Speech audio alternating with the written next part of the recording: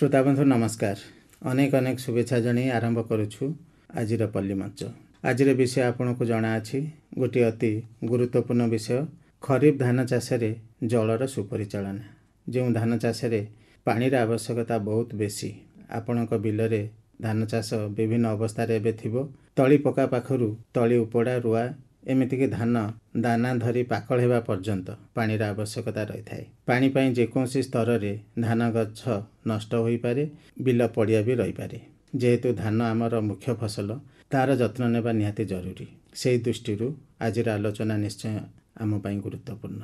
आशा करुछु विशेषज्ञ महाशय ए विषय रे जहाँ परामर्श देवे जहाँ आलोचना करिवे आपण मन रखी ताको काम रे लगेबे। विशेषज्ञ भाव जी आज आम पाखे उपस्थित अछंती तांको मु आपणक सह परिचित कराई देउछि। से हेउचंती डॉक्टर तापस रंजन साहू, वैज्ञानिक, क्षेत्र विज्ञान विभाग, कृषि विज्ञान केन्द्र, केन्द्रापड़ा रे से कार्यरत। सर आज आलोचना को स्वागत करुछु। नमस्कार। नमस्कार। एवं मोर जो चाषी भाई माने सारा ओडिशार अगणित चाषी भाई माने श्रोता बंधु माने अछंती समस्त को मोर नमस्कार। आज आलोचना आरंभ करिबा। प्रथम सर आपण कहंतु जलर सुपरिचालना कोन पय आवश्यक? कथारे अछि जल बहुळे सृष्टिनाश एवं जल बिहुने मध्य सृष्टिनाश। तेणु अधिक जल हेले गछ मरीजिव, सेहीपरि कम जल हेले मध्य गछ मरीजिव। एक उत्तम फसल पाइबाकू हेले जलर सुपरिचालना निहाती आवश्यक। आहुरी मध्य जदि आमे जल को एक प्राकृतिक संबल अनुसार देखिबा जलर संरक्षण निहाती आवश्यक।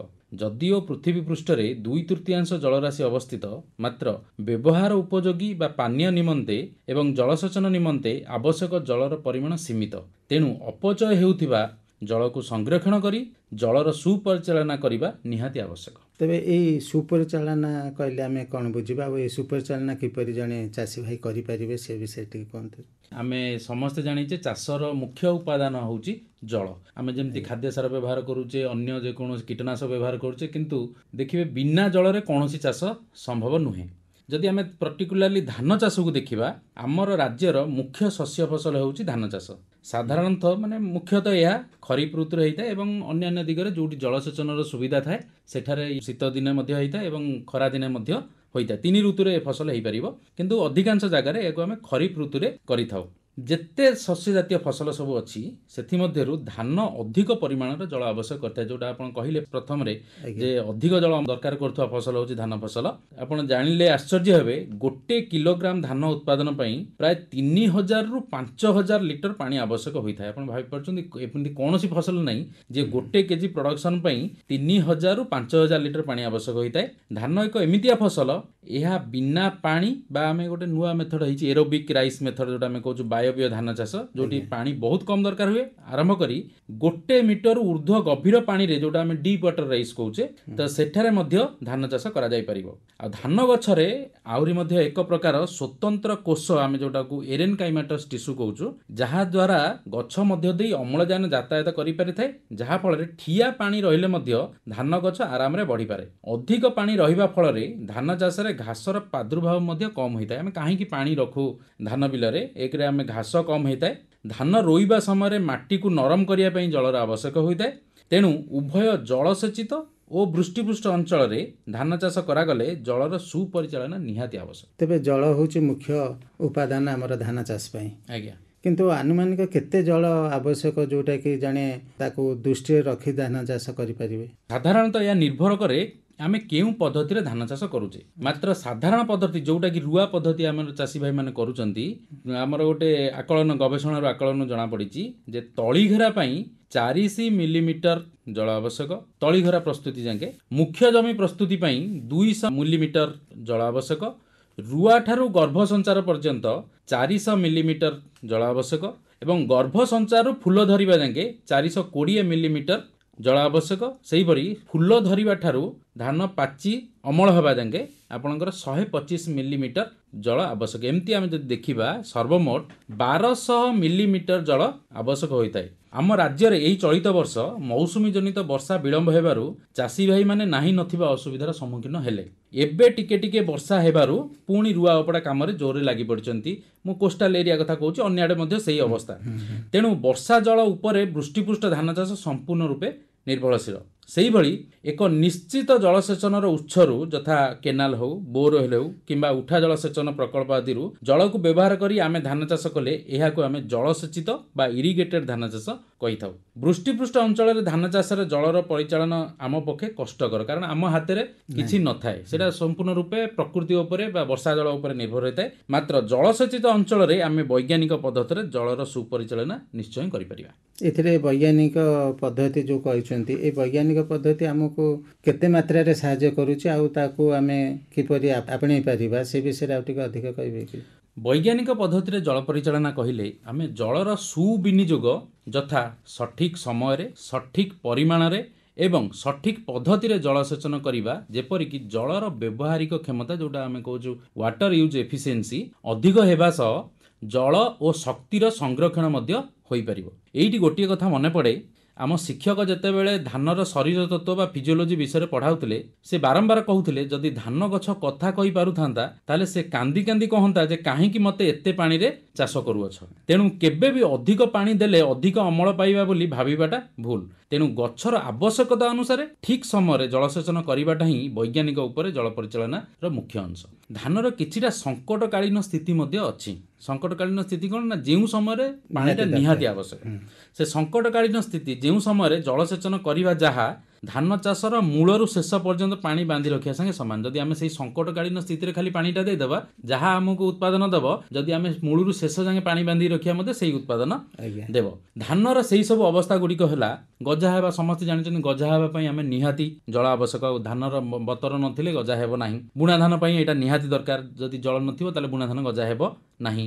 ଗୋଟେ ପିଲ ବଢ଼ିବା ସମୟ ଯେଉଁଟା ଆମେ ଗ୍ରାଣ୍ଡ ଟିଲରିଂ ଷ୍ଟେଜ୍ କହୁଛୁ, ଗୋଟେ ଗର୍ଭ ସଞ୍ଚାର ପିଆଇ ପାନିକିଲ୍ ଇନିସିଏସନ୍ ଷ୍ଟେଜ୍ କୁହାଯାଏ।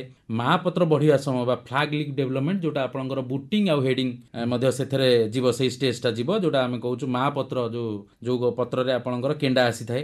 ଫୁଲ ଉଡ଼ାଇବା ସମୟ ଫ୍ଲାୱରିଂ ଷ୍ଟେଜ୍ ଓ ଆହାର ଖାଇବା ସମୟ ଯେଉଁଟା ଆମର ମିଲ୍କିଂରୁ ଡଗିଂ ଷ୍ଟେଜ୍, ଆମର ବିଭିନ୍ନ ଷ୍ଟେଜ୍ ସବୁ ଧାନର ଯେଉଁ ଅଛି ଏଇଗୁଡ଼ିକ ହେଉଛି ସଙ୍କଟକାଳୀନ ସ୍ଥିତି। ଅନ୍ୟ କେଉଁ ସମୟରେ ଆପଣ ପାଣି ନଦେଲେ ଚଳିବ, କିନ୍ତୁ ଏହି ସମୟରେ ଆପଣ ପାଣି ଦେବାଟା ନିହାତି ଆବଶ୍ୟକ।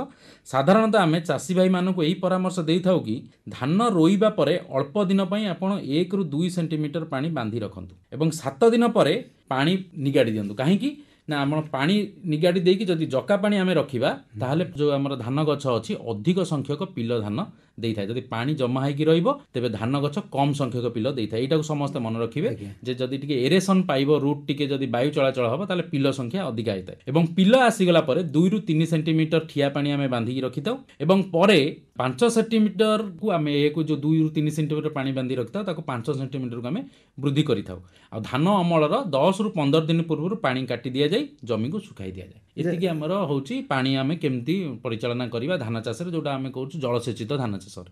ତେବେ ଏଇ ଯେଉଁ ଧାନରେ ଜଳ ପରିଚାଳନା ବହୁତ ସମୟରେ ବି ଆପଣ କହୁଛନ୍ତି ଯେ ଆବଶ୍ୟକତା ଠାରୁ ଅଧିକା ଦେଲେ ଆମର କ୍ଷତି ହେଇଥାଏ, କିନ୍ତୁ ଏଇ ଜଳକୁ ଆମେ ନଷ୍ଟ ନ କରି ତାକୁ କେମିତି କାମରେ ଲଗେଇବା ସେ ବିଷୟରେ ଆପଣ ଚାଷୀମାନଙ୍କୁ କ'ଣ କହିବେ? ଦେଖନ୍ତୁ, ଆମେ ଯେତେବେଳେ ଆବଶ୍ୟକତା ଠାରୁ ଅଧିକା ଦେଉଛେ ସେଇଟା ହେଉଛି ଆମର ନଷ୍ଟ ବା ଜଳ ନଷ୍ଟ ଆମର ହେଉଛି।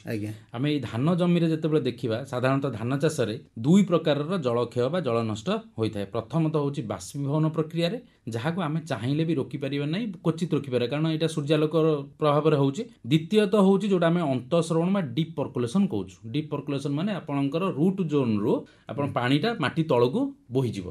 ମାଟି ତଳକୁ ବୋହିଗଲା ପରେ ସିଏ ଆଉ ଗଛର କାମରେ ଲାଗିବନି, ମାନେ ଆପଣ ଦେଉଥିବା ପାଣି ମାଟି ତଳକୁ ପୁରା ଝରିଯିବ। ଏହାକୁ ଆମେ ଚାହିଁଲେ ଜମିକୁ ଭଲ ଭାବରେ ପଡଲିଂ କରିକି ରୋକିପାରିବା। ଯେଉଁଟା ଆମେ ଧାନର ରୋଇବା ପୂର୍ବରୁ ଯେଉଁ କାଦୁଅ କରୁଛୁ, ଓଦା କରୁଛୁ, କାଦୁଅ କରୁଛୁ, ସେଇଟାକୁ ଆମେ ପଡଲିଂ କହୁଛୁ।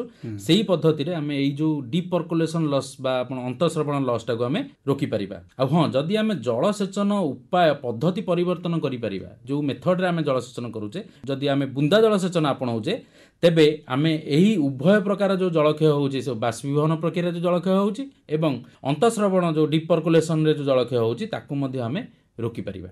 ଗବେଷଣାରୁ ଜଣାପଡ଼ିଛି ଧାନ ଚାଷରେ ବୁନ୍ଦା ଜଳସେଚନ ଦ୍ୱାରା 30ରୁ 50% ଅଧିକ ଅମଳ ସହିତ ଶତକଡ଼ା 70%ରୁ ଅଧିକ ଜଳ ସଞ୍ଚୟ ମଧ୍ୟ ହୋଇପାରୁଛି, କାରଣ ଆପଣଙ୍କର ଏଥିରେ କମ୍ ଜଳ ଆବଶ୍ୟକ ହୁଏ ଏବଂ ଗବେଷଣାରୁ ଜଣାପଡ଼ିଛି ମଧ୍ୟ ଅଧିକ ଅମଳ ମଧ୍ୟ ହେଉଛି। ବୁନ୍ଦା ଜଳସେଚନ ଦ୍ୱାରା କମ୍ ଶ୍ରମ ମଧ୍ୟ ଆବଶ୍ୟକ ହୋଇଥାଏ ଏବଂ ସର୍ବମୋଟରେ ଏଇ ଯେଉଁ ଜଳର ବ୍ୟବହାରିକ କ୍ଷମତା ବା ୱାଟର ୟୁଜ୍ ଏଫିସିଏନ୍ସି ଏଥିରେ ସର୍ବାଧିକ। ଆହୁରି ମଧ୍ୟ ସବୁବେଳେ ଠିଆ ପାଣି ରହୁଥିବା ଧାନ ଜମିରୁ ବିଶ୍ୱ ମିଥେନ୍ ଗ୍ୟାସ୍ ଯେତିକି ଗ୍ଲୋବାଲ ମିଥେନ୍ ଗ୍ୟାସ୍ ଏମିସନ୍ ହେଉଛି ବା ବିଶ୍ୱ ମିଥେନ୍ ଗ୍ୟାସ୍ ନିର୍ଗମନର 10% ବାହାରିଥାଏ, ଯାହାକି ଆମର ଜାଣିଛନ୍ତି ଯଦି ଆମେ ସବୁବେଳେ ପାଣି ଠିଆ କରି ରଖିବା ଧାନ ଚାଷରେ ସେଥିରୁ ମିଥେନ୍ ବୋଲି ଗୋଟେ ଗ୍ୟାସ୍ ନିର୍ଗତ ହୋଇଥାଏ, ଯେଉଁଟା ଆମର ବିଶ୍ୱ ତାପନକୁ କଣ୍ଟ୍ରିବ୍ୟୁଟ୍ କରିଥାଏ। ତ ସେଥିରେ ଯଦି ଆମେ 10% ଠିଆ ପାଣି ରଖିଲେ ମିଥେନ୍ ଗ୍ୟାସ୍ ବାହାରୁଛି 10% ଟୋଟାଲ୍ ଯେତିକି ବିଶ୍ୱରେ ମିଥେନ୍ ଗ୍ୟାସ୍ ବାହାରୁଛି 10% ଧାନ ଫିଲ୍ଡରୁ ହିଁ ବାହାରିଥାଏ, ଯେଉଁଠି ଆମର ଠିଆ ପାଣି ଥାଏ। କିନ୍ତୁ ବୁନ୍ଦା ଜଳସେଚନ ଦ୍ୱାରା ଏହା ପୁରା ଶୂନ୍ୟ ଥାଏ, ମାନେ ଶୂନ ହେଇଯାଏ।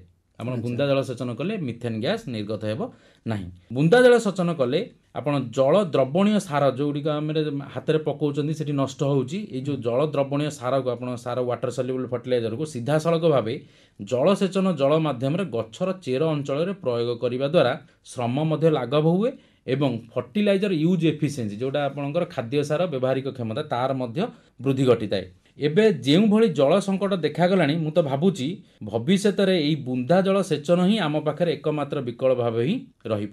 ଆଉ ଗୋଟେ କହିଥିଲି ଆପଣଙ୍କୁ ଯେଉଁଟା ପାଳି ପାଳି ହୋଇ ଓଦା ଓ ଶୁଖିଲା ବା alternate waiting and drying method କ'ଣ? ଏହି ପଦ୍ଧତି ଏକ ଜଳ ସଂରକ୍ଷଣ ପଦ୍ଧତି ଯେଉଁଥିରେ ଖାଲ ଜମିରେ ଧାନ ଚାଷରେ ଠିଆ ପାଣି ଅପସାରଣର କିଛି ଦିନ ପରେ ମାନେ ଜମି ଶୁଖିଲା ପରେ ପୁଣି ଥରେ ଜମିକୁ ଜଳମଗ୍ନ କରାଯାଏ। ଏହିପରି ପାଳିଏ ଜମିକୁ ଓଦା ରଖାଯାଏ ଓ ପାଳିଏ ଜମିକୁ ଶୁଖିଲା ରଖାଯାଏ। ପାଳିଏ କହିଲେ କେତେ ଦିନ? ପାଳିଏ କହିଲେ ଯଦି ଆପଣଙ୍କର ଏଇଟା ନିର୍ଭର କରୁଛି ମାଟିର ପ୍ରକାରଭେଦ ଉପରେ। ଯଦି ଠିଆ ପାଣି ଅପସାରଣର ଗୋଟିଏ ଦିନରୁ 10 ଦିନ ପର୍ଯ୍ୟନ୍ତ ଶୁଖିଲା ମଧ୍ୟ ରଖାଯାଇପାରେ। ଯଦି ବାଲିଆ ମାଟି ହୋଇଥିବ ତାହେଲେ 2 ରୁ 3 ଦିନ ଶୁଖିଲା ପରେ ପୁଣି ପାଣି ମଡ଼ାଯିବ। ଯଦି ଆପଣଙ୍କର ମଟାଳ ମାଟି ହୋଇଥିବ ଯେଉଁଥିରେ ଆପଣଙ୍କର ଜଳଧାରଣ କ୍ଷମତା ଅଧିକା, ସେଠି 8 ରୁ 10 ଦିନ ଶୁଖିଲା ପରେ ପାଣି ମଡ଼ାଯାଇଥାଏ। এই ଓଦା ଶୁଖିଲା କରିବା ଫଳରେ ଆମେ ଦେଖୁଛେ ଯେ ଅଲ୍ଟରନେଟ୍ ୱେଟିଂ ଆଣ୍ଡ ଡ୍ରାଇଂ ଆମର 40 ରୁ 50% କମ୍ ପାଣି ଆବଶ୍ୟକ ହେଉଛି। ପୂର୍ବରୁ ଆପଣ କହୁଥିଲେ ଯେ ବୁନ୍ଦା ଜଳସେଚନ ଚାଷୀ ପାଇଁ ବହୁତ ଉପଯୋଗୀ, ଭବିଷ୍ୟତରେ ବି ୟା ଉପରେ ବେଶୀ ନିର୍ଭର କରାଯାଇପାରିବ। କିନ୍ତୁ ଏଇ ବୁନ୍ଦା ଜଳସେଚନକୁ କେମିତି କରିବେ? ଓଡ଼ିଶାର ଚାଷୀ ଭାଇମାନେ ସାଧାରଣତଃ ଉଦ୍ୟାନ ଜାତୀୟ ଫସଲ ଯେଉଁଗୁଡ଼ିକ ଆମର vegetable crop, fruit crop, orchard crop ଏହିସବୁ କ୍ରପ୍ରେ ଆମର ବୁନ୍ଦା ଜଳସେଚନ କରୁଛନ୍ତି, କିନ୍ତୁ ଫିଲ୍ଡ କ୍ରପ୍କୁ ଆମର ବୁନ୍ଦା ଜଳସେଚନ ଆସିନାହିଁ।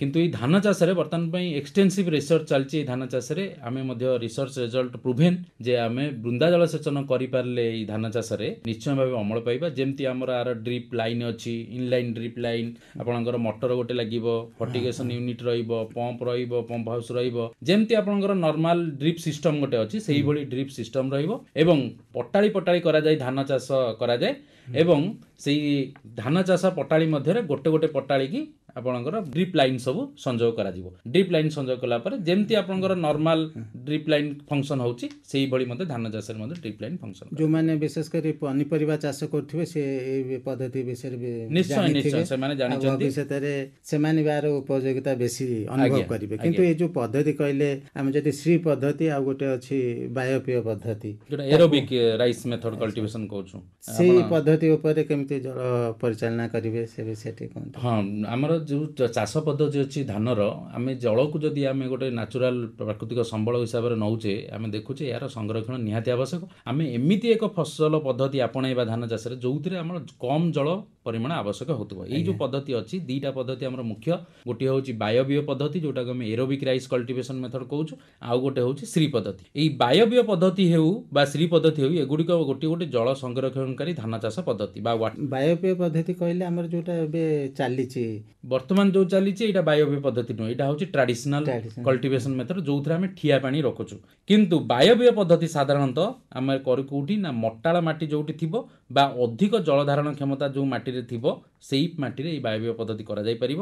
ସାଧାରଣତଃ ବୁଣା ଧାନରେ ଏରୋବିକ୍ ରାଇସ୍ ମେଥଡ୍ କଲ୍ଟିଭେସନ୍ କରାଯାଇଥାଏ। ଏହି ପଦ୍ଧତିରେ ଠିଆ ପାଣି ରହିବ ନାହିଁ। ଏ ଠିଆ ପାଣି ବଦଳରେ ମୃତ୍ତିକା ଓ ଜଳବାୟୁର ସମନ୍ୱୟ ରଖାଯାଇଥାଏ। କାରଣ ଆମର ଦେଖୁନ୍ତୁ ଯେଉଁଠି ଆପଣ ଠିଆ ପାଣି ରହିବ ତାହେଲେ ଜାଣି ପୁରା ବୁଡ଼ିକି ସେଇଟା ରହିଲା। କିନ୍ତୁ ଏଇ ବାୟୋପିୟ ପଦ୍ଧତିରେ ଆପଣଙ୍କର ଆମେ ଯେଉଁଟାକୁ ସାଇଣ୍ଟିଫିକ୍ ଟର୍ମରେ କହୁଛୁ ଫିଲ୍ଡ କାପାସିଟି ମଏଶ୍ଚର, ସେଇ ମଏଶ୍ଚରରେ ଏଇଟା ମେଣ୍ଟେନ୍ କରାଯାଏ। ଏଇ ଫିଲ୍ଡ କାପାସିଟି ମଏଶ୍ଚର ହେଉଛି ଆପଣ ମାଟିରେ ଯେଉଁ ଛିଦ୍ର ଆମର ଅଛି, ବୃହତ୍ ଛିଦ୍ର, କ୍ଷୁଦ୍ର ଛିଦ୍ର। ଯଦି ଆପଣ ପାଣି ଠିଆ ହେଇଯାଉଛନ୍ତି ଆପଣ ଜାଣିବେ ଯେ ଉଭୟ ବୃହତ୍ ଛିଦ୍ର, କ୍ଷୁଦ୍ର ଛିଦ୍ର ଦୁଇଟାଙ୍କରେ ପାଣି ଭରି ଯାଇକି ପୁରା ଫୁଲ୍ ଅଛି। କିନ୍ତୁ ଯଦି ଆପଣ ବାୟୋପିୟ ପଦ୍ଧତି କହିବେ ବା ଫିଲ୍ଡ କାପାସିଟି, ସେଇ ଜାଗାରେ କ'ଣ ହେବ ନା ବୃହତ୍ ଛିଦ୍ରରେ ଆପଣଙ୍କର ଏୟାର ଥିବ ଏବଂ କ୍ଷୁଦ୍ର ଛିଦ୍ରରେ ଜଳ ଥିବ। ଏଟାକୁ ଆମେ ଫିଲ୍ଡ କାପାସିଟି କହୁଛୁ। ଯାହାଫଳରେ ମାଟିରେ ଜଳ ଓ ବାୟୁର ଏକ ସୁସମନ୍ୱୟ ରହି ଗଛର ବୃଦ୍ଧି ଠିକ୍ ଭାବରେ ହେଇଥାଏ। ଆଜିକାଲି ମଧ୍ୟ ଦେଖିବେ ଯେଉଁ ପ୍ରାକୃତିକ କୃଷିର ପ୍ରଚାର ପ୍ରସାର ଚାଲିଛି, ବର୍ତ୍ତମାନ ପାଇଁ ଯୁଗ ହେଉଛି ଆପଣ ସରକାର କେନ୍ଦ୍ର ସରକାର ହୁଅନ୍ତୁ କିମ୍ବା ରାଜ୍ୟ ସରକାର ହୁଅନ୍ତୁ ପ୍ରାକୃତିକ କୃଷି ଉପରେ ବହୁତ ପ୍ରାଧାନ୍ୟ ଦେଉଛନ୍ତି। ସେଥିରେ ଏକ ମୁଖ୍ୟ ଉପାଦାନ ହେଉଛି ହ୍ୱାପ୍ସା କଣ୍ଡିସନ, ହ୍ୱାପ୍ସା ବା ମୃତ୍ତିକା ଜଳବାୟୁର ସମନ୍ୱୟ। ଏହି କନସେପ୍ଟକୁ ହିଁ ଏରୋବିକ୍ ରାଇସ୍ରେ ଆମର ବ୍ୟବହାର କରାଯାଏ। ଏହାକୁ ଆପଣେଇବା ଦ୍ୱାରା ଜଳ ସଂରକ୍ଷଣ ହେବା ସହ ଜଳ ପ୍ଲାବିତ ଧାନ ଜମିରୁ ନିର୍ଗତ ହେଉଥିବା ସବୁଜ ଗୃହ ଗ୍ୟାସ, ଯେଉଁଟା ଯେଉଁ କହୁଥିଲି ମିଥେନ୍ ଏବଂ ଅନ୍ୟାନ୍ୟ ସବୁଜ ଗୃହ ଗ୍ୟାସ ଯେଉଁଗୁଡ଼ିକ ଅଛି ସେଗୁଡ଼ିକ ମିଥେନ୍ ନିର୍ଗମନରୁ ଆମକୁ ଯେଉଁ ରକ୍ଷା ମିଳିଥାଏ ଏଇ ଆମେ ଏରୋବିକ୍ ମେଥଡ଼ କଲେ। ଆଉ ଏକ ପଦ୍ଧତି କହିଲେ ସେଇଟା ହେଉଛି ଶ୍ରୀ ପ୍ରଣାଳୀ। ଯେ ଶ୍ରୀ ପ୍ରଣାଳୀ ମଧ୍ୟ ଚାଷୀ ଭାଇମାନେ ବହୁତ ଚାଷୀ ଭାଇମାନେ କରିଛନ୍ତି ଶ୍ରୀ ପ୍ରଣାଳୀରେ, ଯେଉଁଥିରେ ମାଟିରେ ଠିଆ ପାଣି ରଖାଯାଏନି କିନ୍ତୁ ପୁରା ଶୁଖିଲା ମଧ୍ୟ ରଖାଯିବ ନାହିଁ, ମାଟିକୁ ବତର ବା ସନ୍ତସନ୍ତିଆ ରଖାଯାଏ, ଯାହାକୁ ଆମେ ସାଇଣ୍ଟିଫିକ୍ ଟର୍ମରେ ଯେଉଁଟାକୁ ଆମେ ଫିଲ୍ଡ କାପାସିଟି କହୁଥିଲୁ ଏରୋବିକ୍ ରାଇସ୍ରେ, ଏଠି ସାଇଣ୍ଟିଫିକ୍ ଟର୍ମରେ ଏହାକୁ ସାଚୁରେସନ୍ କାପାସିଟି ଆମେ କହୁ। ଏହି ଅବସ୍ଥାରେ ଉଭୟ ବୃହତ ଓ କ୍ଷୁଦ୍ର ଛିଦ୍ର ଜଳ ଭରି ରହିଥାଏ, ମାତ୍ର ଠିଆ ପାଣି ରହିନଥାଏ। ଏହି ଉପାୟରେ ଜଳର ସଂରକ୍ଷଣ ମଧ୍ୟ ହୋଇଥାଏ, ତତ୍ସହିତ ଜଳର ଯେଉଁ ବ୍ୟବହାରିକ କ୍ଷମତା ୱାଟର ୟୁଜ୍ ଏଫିସିଏନ୍ସି ମଧ୍ୟ ବୃଦ୍ଧି ହୋଇଥାଏ। ଏ ଯେଉଁ ଧାନ ଚାଷ ବିଶେଷ କରି ପାଣି ଉପରେ ନିର୍ଭର କରିଥାଏ, କିନ୍ତୁ ବହୁତ ସମୟରେ ପାଣିର ଅଭାବ। ଆଜ୍ଞା, ଏଇଟା ଗୋଟେ ଚାଷୀମାନଙ୍କ ପାଇଁ ଚିନ୍ତାର ବିଷୟ, କାରଣ ଯେଉଁ ସମୟରେ ପାଣି ନହେଲେ ହୁଏତ ମରୁଡ଼ି ହେଇପାରେ। ଆଜ୍ଞା, ଏଇ ଯେଉଁ ପାଣିର କ୍ଲିଷ୍ଟତା ଯେଉଁ ସମୟରେ ଜଳାଭାବ ଦେଖାଯାଏ, ସେଇ ସମୟରେ ବିଶେଷ କରି ଚାଷୀମାନଙ୍କୁ କ'ଣ ଉପଦେଶ ଦେବେ, ସେମାନେ କ'ଣ କରିବେ? ଆମର ଯେଉଁ ଜଳାଭାବ କଣ୍ଡିସନଟା କହିଲେ ବା ଜଳାଭାବ ସମୟ, ଏଇଟା କେବଳ ବୃଷ୍ଟିପୃଷ୍ଟ ଅଞ୍ଚଳରେ ଦେଖାଯାଏ, କାରଣ ଯେଉଁଠି ବର୍ଷା ଜଳ ଉପରେ ନିର୍ଭର ଥାଏ, ଯଦି ବର୍ଷା ମନସୁନ୍ ଡିଲେ ହେଇଗଲା କିମ୍ବା ଫେଲୁଅର ହେଇଗଲା ତାହେଲେ ଆପଣଙ୍କର ଏଇ ଜଳାଭାବ ଦେଖାଯିବ। ଏପରି ପରିସ୍ଥିତିରେ ଆମେ କିଛିଟା ଆମର କଣ୍ଟିଜେଣ୍ଟ ମେଜର ଥାଏ, ଯେଉଁଟା ଆମେ କହିଥାଉ ଲୋକମାନଙ୍କୁ ଆପତକାଳୀନ ସ୍ଥିତିରେ ଆମର ମ୍ୟାନେଜମେଣ୍ଟ ପ୍ରାକ୍ଟିସ୍ ବା ଆପଣଙ୍କର ପରିଚାଳନା ବ୍ୟବସ୍ଥା ଆମେ ଧାନ ଚାଷରେ ଏପରି କରିଥାଉ। ଯେଉଁ ସାରକୁ ଆମେ ଜମିରେ ପକାଇଥାଉ ମାଟିରେ, ସେଇଟାକୁ ଆମେ କେଉଁ ମାଟିରେ ନ ପକାଇ ଆପଣ ତାକୁ ପତ୍ର ସିଞ୍ଚନ ମାଧ୍ୟମରେ ଖାଦ୍ୟ ସାର ପ୍ରୟୋଗ କରିବା ଆବଶ୍ୟକ, ଯେଉଁଟା ଆମେ ସ୍ପ୍ରେଇଂ ଫୋଲିଆର ନ୍ୟୁଟ୍ରିସନ୍ ଆମେ ଯେଉଁଟା କହୁଛୁ, ଏଇଟା ଗୋଟେ ଜିନିଷ। ଆଉ ଆମର ଦେଖୁଛୁ ଯେତେବେଳେ ପାଣି ଅଭାବ ହେଉଛି ସେଠି ଉଚ୍ଛେଦନ ପ୍ରକ୍ରିୟା ଯେଉଁ ଟ୍ରାନ୍ସପିରେସନ୍ ପ୍ରକ୍ରିୟାଟା ଅଧିକ ହୋଇଥାଏ, ତାକୁ ଆମେ ରୋକିବା ପାଇଁ ଉଚ୍ଛେଦନ ନିର୍ବାପକ ବା ଆଣ୍ଟି ଟ୍ରାନ୍ସପିରାଣ୍ଟ ଯଥା ଆମର ସାଇକୋସେଲ୍, ସେଟା 1 ଲିଟର ପାଣିରେ 1 ମିଲିଲିଟର ସାଇକୋସେଲ୍ ଦେଇକି ଏବଂ କାଓଲିନ୍ 3% ମଧ୍ୟ ଆମେ ସିଞ୍ଚନ ମାଧ୍ୟମରେ କାଓଲିନ୍ ପକେଇଲେ ଆଦିକୁ ଆମେ ଏଇ ଯେଉଁ ଟ୍ରାନ୍ସପିରେସନ୍ ଜନିତ ଯେଉଁ ହୁଏ ବା ଆପଣ ଉଚ୍ଛେଦନ ଜନିତ ଜଳ ଅପଚୟ ଯେଉଁ ହୁଏ ତାକୁ ମଧ୍ୟ ରୋକାଯାଇ ପାରିବ। ଆବଶ୍ୟକ ସ୍ଥଳେ ଯଦି ଆପଣଙ୍କର ଜଳର ଉତ୍ସ ଅଛି, ଯେଉଁଠି ଯଦି ଇରିଗେସନ୍ ସୁବିଧା ଅଛି, ତାହେଲେ ଜୀବନ ରକ୍ଷକ ପାଣି ବା ଆପଣଙ୍କର ଲାଇଫ୍ ସେଭିଂ ଇରିଗେସନ୍ ମଧ୍ୟ ଦେଇ ଗଛକୁ ବଞ୍ଚା ଯାଇପାରିବ। ଆଉ ଗୋଟିଏ କଥା, କିଛି ଦିନ ପାଇଁ ଆପଣ ଦେଇ ବଞ୍ଚାଇ ପାରିବେ। ଆଉ ଗୋଟେ କଥା ମନେ ରଖିଥାନ୍ତୁ, ଚାଷୀ ଭାଇମାନେ ଏଇଟାକୁ ବହୁତ ଅବହେଳା କରୁଛନ୍ତି, ପଟାସ ସାରର ପ୍ରୟୋଗ ମଧ୍ୟ ବହୁତ ଜାଗାରେ ଚାଷୀ ଭାଇମାନେ କରୁନାହାନ୍ତି। ମନେ ରଖିଥାନ୍ତୁ, ଯେକୌଣସି ଗଛ ହଉ, କେବଳ ଧାନ ଚାଷ ନୁହଁ, ପଟାସ ସାର ପ୍ରୟୋଗ କଲେ ଗଛରେ ଜଳାଭାବ କଷ୍ଟକୁ ଲାଘବ କରିବାର ସହନ ଶକ୍ତି ଗଛରେ ବୃଦ୍ଧି ପାଇଥାଏ। ତେଣୁ ମନେ କରିକି ଆପଣ ପଟାସ ସାର ପ୍ରୟୋଗଟାକୁ ନିଶ୍ଚୟ ରଖିବେ। ଆଉ ଯେଉଁଠି ଜଳାଭାବ ଦେଖାଯିବ ସେଇ ଜାଗାରେ ଯବକ୍ଷାରଜାନ ଜାତୀୟ ସାରର ବ୍ୟବହାର କମ୍ କରିବେ, ସେଠି ପଟାସ ସାରର ବ୍ୟବହାର ଅଧିକା କରିବେ। ଏଇଟା ଗୋଟେ ଚାଷୀ ଭାଇମାନେ ମନେ ରଖିଥାନ୍ତୁ। ଏଇଭଳି ଆମେ ଜଳାଭାବ ଯେଉଁଠି ଅଛି ଆମର ସେ ଜାଗାରେ ଆମେ ନିଶ୍ଚୟ ରୂପେ ପରିଚାଳନା ଜଳର ମଧ୍ୟ ସୁପରିଚାଳନା କରିପାରିବା। ଅଧିକାଂଶ ସମୟରେ ଜଳର ବି ପ୍ଲାବନ ଦେଖିଥାନ୍ତି, ଆମେ ଅଧିକା ବର୍ଷା ହେଇଗଲା କିମ୍ବା ବନ୍ୟା ହେଇଗଲା, ସେ ସମୟରେ ବି ଚାଷୀ ଧାନକୁ ରକ୍ଷା କରିବା ଗୋଟେ ଚିନ୍ତାର ବିଷୟ ହେଇଥାଏ, ସେ ବିଷୟରେ କ'ଣ କହିବେ? ନିଶ୍ଚୟ ରୂପେ ମୁଁ ଆଗରୁ ମଧ୍ୟ କହିଛି, ଜଳ ବିହୁନେ ସୃଷ୍ଟିନାଶ, ଜଳ ବହୁଳେ ମଧ୍ୟ ସୃଷ୍ଟିନାଶ। ସାଧାରଣତଃ ଜଳ ପରିଚାଳନା କହିଲେ ଆମେ ଜଳ ସେଚନକୁ ହିଁ ବୁଝିଥାଉ। ଲୋକମାନେ ବୁଝନ୍ତି ଯେ ଜଳ ସେଚନ କରିବାଟା ହେଉଛି ଜଳ ପରିଚାଳନା, କିନ୍ତୁ ତାହା ଠିକ୍ ନୁହେଁ।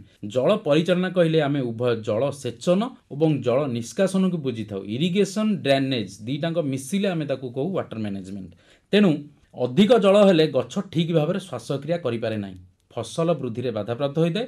ଅଧିକ ଜଳରେ ମଧ୍ୟ ଗଛର ଅଂଶ ପଚିଯାଇ ସମ୍ପୂର୍ଣ୍ଣ ରୂପେ ଗଛ ମଧ୍ୟ ନଷ୍ଟ ହୋଇଯାଇଥାଏ। ତେଣୁ ଜଳ ନିଷ୍କାସନ କରିବା ନିହାତି ଆବଶ୍ୟକ। ଯେଉଁଠି ଆମର ଜଳର ଅଧିକ ଦେଖାଯିବ ସେଠି ଆମେ ଜଳ ନିଷ୍କାସନ କରିବା ଆବଶ୍ୟକ। ଜଳର ନିଷ୍କାସନ ପାଇଁ ଜମିରେ ନାଳି କରି ସେଥିରୁ ଅଧିକ ପାଣିକୁ ବାହାର କରାଯାଇପାରିବ। ଜମିକୁ ଭଲ ଭାବରେ ସମତୁଲ କରିବା ଦ୍ୱାରା, ଲେବଲିଂ କରିବା ଦ୍ୱାରା ମଧ୍ୟ ଜମିରେ ଜମା ପାଣି ରହିନଥାଏ ଏବଂ ବନ୍ଧକୁ ଭଲ ଭାବରେ ମଧ୍ୟ ଆମେ ଯଦି ଫିଲ୍ଡ ବଣ୍ଡଟାକୁ ଅଧିକା ଉଚ୍ଚା କରିବା ତାହେଲେ ଏକ୍ସେସ୍ ପାଣିଟା ଯେଉଁଟା ଆପଣଙ୍କର ଅତ୍ୟଧିକ ପାଣି ପଶିଯାଏ ଜମି ଭିତରେ ତାକୁ ମଧ୍ୟ ଆମେ କିଛି ଅଂଶରେ ରୋକିପାରିବା। ବାହାରୁ ଯେଉଁ ଅଧିକ ପାଣିଟା ଜମିରେ ପଶିଯାଏ ତାକୁ ରୋକିପାରିବା। ଗୋଟେ ଗୋଟେ ଗହିରିଆ ପାଟ ଅଛି, ପାଟ ଜମି ଆମେ ଯୋଉଟା କହୁ, ଯୋଉଠାରେ ଜଳ ନିଷ୍କାସନ ଆଦୌ ସମ୍ଭବପର ନୁହେଁ, ସେଠାରେ ଆମେ ଜଳମଗ୍ନ ସହଣୀ ଧାନ କିସମ, ଯୋଉଠି ଧାନ ଫସଲ କରୁଛନ୍ତି ସେଠି ସବୁ ଜଳମଗ୍ନ ସହଣୀ ଧାନ କିସମ ସବୁ ଅଛି, ଯଥା ଜଳମଗ୍ନ, ଭୂଦେବ, ପାଣି ଧାନ ଇତ୍ୟାଦି ଧାନ କିସମ ମଧ୍ୟ ଆମେ ଚାଷ କରିପାରିବା। ଆବଶ୍ୟକ ସ୍ଥଳେ ଯଦି ଧାନ ଆପଣ ନ କରି ଅନ୍ୟ କିଛି ଫସଲ କରିବାକୁ ଚାହୁଁଛନ୍ତି, ତେବେ ପାଣି ସିଙ୍ଗଡ଼ା, ଯୋଉଟା ଆମେ ୱାଟର ଚେଷ୍ଟନଟ୍ କହୁଛୁ, ପାଣି ସିଙ୍ଗଡ଼ା ମଧ୍ୟ ଧାନ ବଦଳରେ ସେଠି ଚାଷ କଲେ ଚାଷୀ ଭାଇମାନେ ଲାଭବାନ ହୋଇପାରିବେ। କିନ୍ତୁ ଏଇ ଜଳକୁ ନେଇକି ଆଗାମୀ ଦିନରେ ଆମର ଜଳସେଚନ ବ୍ୟବସ୍ଥାକୁ ଉନ୍ନତି କରାଯାଉ କିମ୍ବା ବୈଜ୍ଞାନିକ ପଦ୍ଧତିରେ ଜଳକୁ ପରିଚାଳନା କରାଯାଉ, ଏ ବିଷୟରେ କ'ଣ ଅଛି ଆଗକୁ ଯୋଜନା ଆପଣ କହିବେ? ଠିକ୍ ଅଛି, ଏଇ ବିଜ୍ଞାନ ବଳରେ ଆମେ ଜଳସେଚନ କ୍ଷେତ୍ରରେ ବହୁତ ଅଗ୍ରଗତି ହୋଇଛି। ଏଇ ବୈଜ୍ଞାନିକ କ୍ଷେତ୍ରରେ ଆମେ ସାଇଣ୍ଟିଫିକ୍ ୱାଟର ମ୍ୟାନେଜମେଣ୍ଟ କଥା କହୁ। ଏବେ ଆମର ଜଳସେଚନ କ୍ଷେତ୍ରରେ ଜିପିଏସ୍, ଜିଆଇଏସ୍, ରିମୋଟ୍ ସେନ୍ସିଂର ଯେଉଁଟା ଆମେ ପ୍ରିସିଜନ୍ ୱାଟର ମ୍ୟାନେଜମେଣ୍ଟ କହୁଛୁ, ତାହାର ବ୍ୟବହାର ଫଳରେ ଜଳସେଚନ ପଦ୍ଧତି ଏବେ ମାନବ ବିହୀନ ହୋଇଯାଇଛି। ମାନେ ଆଦୌ ମଣିଷର ସେଠି କିଛି ଆବଶ୍ୟକତା ନାହିଁ, ପୁରା ଅଟୋମେଟିକ୍ ସିଷ୍ଟମ ହୋଇଯାଇଛି, ଯାହାକୁ ଆମେ ସିଷ୍ଟମ ଅଟୋମେସନ ମଧ୍ୟ କହୁ। ଧାନ ଚାଷରେ ସିଷ୍ଟମ ଅଟୋମେସନ ପ୍ରୟୋଗ ମଧ୍ୟ କରାଯାଉଅଛି। ବିଭିନ୍ନ ମଏଶ୍ଚର ସେନ୍ସର ବା ଟେନ୍ସିଓମିଟର ଭଳି ଯନ୍ତ୍ର ଯେଉଁଗୁଡ଼ିକ ଅଛି, ସେଗୁଡ଼ିକ ଜମିରେ ରଖାଯାଉଛି, ଯାହା ସିଧାସଳଖ ଭାବେ ମାଟିର ଜଳୀୟ ଅଂଶର ପରିମାଣ ମାପ କରି କେଉଁ ସମୟରେ କେତେ ପାଣି ଆବଶ୍ୟକ ତାର ସଠିକ୍ ହିସାବ କରି ମୋଟର ସାହାଯ୍ୟରେ ପାଇପ୍ ଯୋଗେ ଗଛର ମୂଳରେ ଜଳ ପ୍ରୟୋଗ କରୁଛି। ଆପଣ ଜାଣିଲେ ଆଶ୍ଚର୍ଯ୍ୟ ହେବେ, ଆଦୌ ଏଠି ଲୋକ ଜଣ ଆବଶ୍ୟକ ନାହିଁ। ସେ ମେସିନ୍ କହିଦେବ ଆପଣଙ୍କୁ କେତେ ପରିମାଣରେ କେତେ ଜଳର ଆବଶ୍ୟକ ଆଉ କୋଉଠି ଜଳଟା ଆପ୍ଲାଏ କରାହେବ, ଆଉ ସୁଇଚ୍ ମଧ୍ୟ ଆପଣଙ୍କୁ ମାରିବାକୁ ପଡ଼ିବନି, ଆପଣ ଅଟୋମେଟିକ୍ ସୁଇଚ୍ ଅନ୍ ହେବ ଏବଂ ଅଫ୍ ହେବ। ଏହି କ୍ଷେତ୍ରରେ ଆଇଆଇଟି ବମ୍ବେ, ଆଇଆଇଟି ଖଡ଼ଗପୁରରେ ବିଭିନ୍ନ ଜ୍ଞାନକୌଶଳର ପ୍ରୟୋଗ, ଆଧୁନିକ ସେନ୍ସର ମାନେ ମଧ୍ୟ ପ୍ରସ୍ତୁତ କରାଯାଇଅଛି। ଦିନ ଆସିବ ଆର୍ଟିଫିସିଆଲ ଇଣ୍ଟେଲିଜେନ୍ସ ମାଧ୍ୟମରେ ଗଛ କହିଦେବ ଯେ ତାକୁ କେତେବେଳେ ଶୋଷ ଲାଗୁଛି ଏବଂ ତାକୁ କେତେବେଳେ ପାଣି ଦରକାର। ଆଜ୍ଞା, ତ ଏଇଟା ଆଉ ଅଧିକା ଦିନ ନୁହଁ। ଆମକୁ ଯେମିତି ଶୋଷ ଲାଗୁଛି ଆମେ କହିଦେଉଛୁ ପାଣି ପିଇବାକୁ ଦରକାର, ଆମେ କେତେ ପାଣି ପିଇବା ସେଟା ଆମର ପୁରା ନିଜେ ଆମେ ଡିସାଇଡ୍ କରିପାରୁଛୁ। ଗଛ ମଧ୍ୟ ନିଜେ ଡିସାଇଡ୍ କରିବ ଆର୍ଟିଫିସିଆଲ ଇଣ୍ଟେଲିଜେନ୍ସର ଆପ୍ଲିକେସନ ଫଳରେ ଯେ ତାକୁ କେତେବେଳେ ଶୋଷ ଲାଗୁଛି ଏବଂ ତାକୁ କେତେ ପାଣି ଆବଶ୍ୟକ। ବହୁତ ଅଗ୍ରଗତି ହେଇଛି এই ଜଳସେଚନ କ୍ଷେତ୍ରରେ। ଆମେ ବି ଆଶା ରଖିବା ଏଇ ପଦ୍ଧତି ଖୁବ୍ ଶୀଘ୍ର ଆମ ପାଖରେ ପହଞ୍ଚୁ। ନିଶ୍ଚୟ। ଆପଣ ଶେଷରେ ଚାଷୀ ଭାଇମାନଙ୍କର ଯେଉଁ ପ୍ରଥମ ଚାଷ ଧାନ, ତାକୁ ନେଇକି ଚିନ୍ତାରେ ବି ଥାନ୍ତି, ବର୍ତ୍ତମାନ ବିଭିନ୍ନ ଅବସ୍ଥାରେ ଅଛି ଧାନ, ଆପଣ କ'ଣ ତାଙ୍କୁ ପରାମର୍ଶ ଦେବେ? ଶେଷ ପରାମର୍ଶ ଆପଣ କ'ଣ ରହିବ? ଚାଷୀ ଭାଇମାନଙ୍କ ପାଖରେ ଶେଷରେ କେବଳ ଗୋଟିଏ ଅନୁରୋଧ ରଖିବି ଯେ ଜଳର ସୁପରିଚାଳନା ନିହାତି କରନ୍ତୁ। କାହିଁକି ନା ମୁଁ କହିଛି ଦିନକୁ ଦିନ ଜଳ କଷ୍ଟଟା ଧୀରେ ଧୀରେ ବଢ଼ି ବଢ଼ି ଚାଲିଛି। କାରଣ ଆମ ପାଖରେ ଯେଉଁ ଜଳର ପରିମାଣ ଆପଣମାନେ ନିଜେ ବି ଉପଲବ୍ଧି କରୁଥିବେ, ଏଇ ବର୍ଷ ଦେଖିଲେ ଯେ ଆପଣଙ୍କର ଅଗଷ୍ଟ ମାସ ଆସିକି ଶେଷ ପର୍ଯ୍ୟନ୍ତ ହେଲାଣି, ତଥାପି କିଛି ଜାଗାରେ ଏପର୍ଯ୍ୟନ୍ତ ରୁଆରୋପଣ ହେଇପାରୁନାହିଁ। କାହିଁକି ନା ଜଳର ନାହିଁ। ଠିକ୍ ସମୟରେ ଆମର ଯେଉଁ ଆବଶ୍ୟକ ହେଉଛି ଜଳକୁ, ସେ ଜଳ ମଧ୍ୟ ଆମ ପାଖରେ ନାହିଁ। ସେଥିପାଇଁ ଆମର ସବୁ ବିଭିନ୍ନ ପଦ୍ଧତିରେ ଆମେ କ'ଣ କରୁଛୁ, ୱାଟର କନଜରଭେସନ ମେଥଡ଼ ସବୁ ଆମେ ନେଉଛୁ। ୱାଟର କନଜରଭେସନ ଡିପାର୍ଟମେଣ୍ଟ ହଉ କିମ୍ବା ଅନ୍ୟାନ୍ୟ ଏଗ୍ରିକଲଚର ଡିପାର୍ଟମେଣ୍ଟ ହଉ, ଯେଉଁଠି ଆମେ କ୍ଷେତ ପୋଖରୀ ହଉ କିମ୍ବା କନଜରଭେସନ ମେଥଡ଼ ଫାର୍ମ ପଣ୍ଡ, କ୍ଷେତ ପୋଖରୀ, ଏହିସବୁ ଜାଗାରେ ଆମେ ବର୍ଷା ଜଳକୁ ଆମେ କେମିତି ଅଧିକ ଅମଳ କରିପାରିବା ଏବଂ ଆମର ଆବଶ୍ୟକ ଅନୁସାରେ ଜଳକୁ ଆମେ ବ୍ୟବହାର କରିବା। ଜଳର ଅପଚୟକୁ ଆମେ ଯେତେ ରୋକିବା, ସେ କୃଷି କ୍ଷେତ୍ରରେ ହଉ କିମ୍ବା ଘର ବ୍ୟବହାର କ୍ଷେତ୍ରରେ ହଉ, ଜଳ ଏକ ଆମେ ଭାବିଦେବାନି ଯେ ସବୁଆଡ଼େ ଜଳ ଜଳ ଜଳ ବୋଲି ଆମେ ଜଳଟାକୁ ଅସୀମିତ ସମ୍ବଳ ହିସାବରେ ଆମେ ନେବାନି, ଏକ ସୀମିତ ସମ୍ବଳ ହିସାବରେ ନେଇ ଆର ଆମେ ଉଚିତ ବ୍ୟବହାର ଏବଂ ସଠିକ୍ ବ୍ୟବହାର କଲେ ନିହାତି ରୂପେ ଆମେ ଯଦି ଯେତିକି ଉପକୃତ ନ ହେବା, ଆମର ଆଗାମୀ ପିଢ଼ି ନିଶ୍ଚୟ ଭାବେ ଉପକୃତ ହେବେ। ଧନ୍ୟବାଦ ସାର୍। ଆଜି ଯେଉଁ ଆମର ବିଷୟ ଥିଲା ଖରିଫ ଧାନ ଚାଷରେ ଜଳର ସୁପରିଚାଳନା, ଏ ବିଷୟରେ ଆପଣ ଚାଷୀ ଭାଇ ଭଉଣୀମାନଙ୍କୁ ଯାହା ପରାମର୍ଶ ଦେଲେ, ବହୁତ ଉପାଦେୟ କଥା କହିଲେ, ଏ ଦୃଷ୍ଟିରୁ ଚାଷୀ ଭାଇମାନେ ଏହାର ଉପଯୋଗ କରିବେ ଆମେ ଆଶା କରୁଛୁ। ଏହି ଆଲୋଚନା ପାଇଁ କାର୍ଯ୍ୟକ୍ରମ ତରଫରୁ ଆପଣଙ୍କୁ ବହୁତ ବହୁତ ଧନ୍ୟବାଦ। ନମସ୍କାର। ନମସ୍କାର।